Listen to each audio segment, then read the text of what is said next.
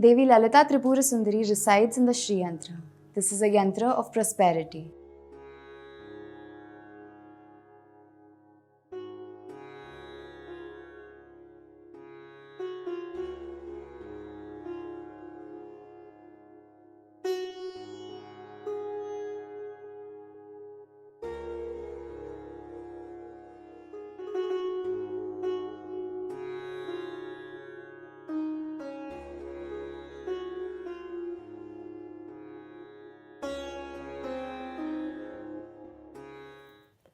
प्रातः स्मरामि ललितावदनारविन्दम् बिम्बाधरं पृथुलमौक्तिकशोभिनासम् आकर्णदीर्घनयनं मणिकुण्डलाढ्यं मन्दस्मितं मृगमदोज्ज्वलभालदेशम् प्रातर्भजामि ललिता भुजकल्पवल्लीं रक्तङ्गुलीयलसदङ्गुलिपल्लवाढ्यं माणिक्यहेमवलयाङ्गदशोभमानां पुण्ड्रेक्षुचापकुसुमेषु सृणिर्दधानाम् प्रातर्नमामि ललिता चरणारविन्दं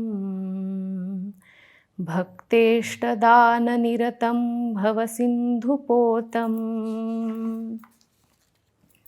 पद्मासनादिसुरनायकपूजनीयं पद्माङ्कुशध्वजसुदर्शनलाञ्छनाढ्यम् प्रातस्तुवे परशिवां ललितां भवानीं त्रय्यन्तवेद्यविभवां करुणानवद्यां विश्वस्य सृष्टिविलयस्थितिहेतुभूतां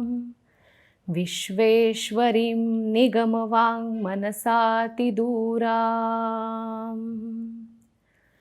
प्रातर्वदामि ललिते तव पुण्यनाम कामेश्वरीति कमलेति महेश्वरीति श्रीशाम्भवीति जगतां जननी परेति वाग्देवतेति वचसा त्रिपुरेश्वरीति यश्लोकपञ्चकमिदं ललिताम्बिकायाः सौभाग्यदं सुललितं पठति प्रभाते तस्मै ददाति ललिता झटिति प्रसन्ना